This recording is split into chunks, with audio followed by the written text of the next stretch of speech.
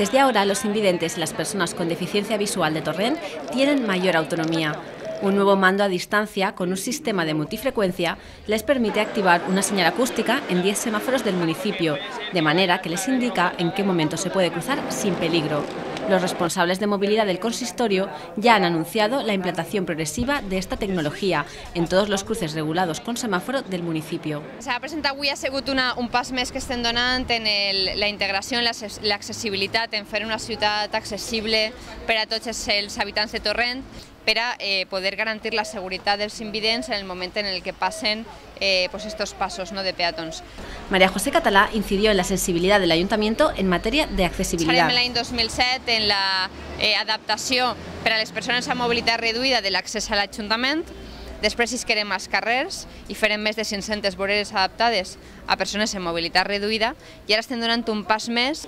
José Manuel Pitex, delegado territorial de la ONCE en la Comunidad Valenciana, explicaba la sencillez de manejo del mando.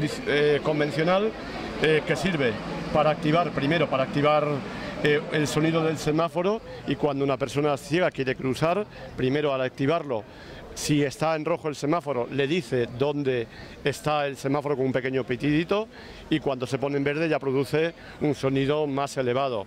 Por tanto, nos hace tener muy alta independencia. Y estos mandos también servirán en el futuro para activar las pantallas de los autobuses, las pantallas que dicen cuando llega un autobús.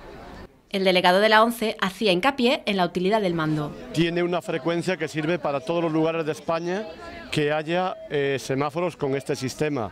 Los hay prácticamente en todas las provincias y en bastantes pueblos.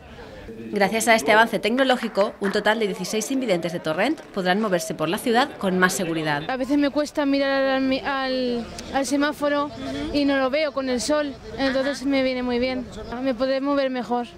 Seguridad a la hora de salir, a la hora de poder cruzar una calle, no tener que preguntar a la hora de cruzar. Yo creo que supone un gran avance. Con la implantación de este sistema, Torrent es hoy una ciudad más accesible, más humana y mejor preparada para la integración de todos sus vecinos, especialmente para aquellos que más lo necesitan.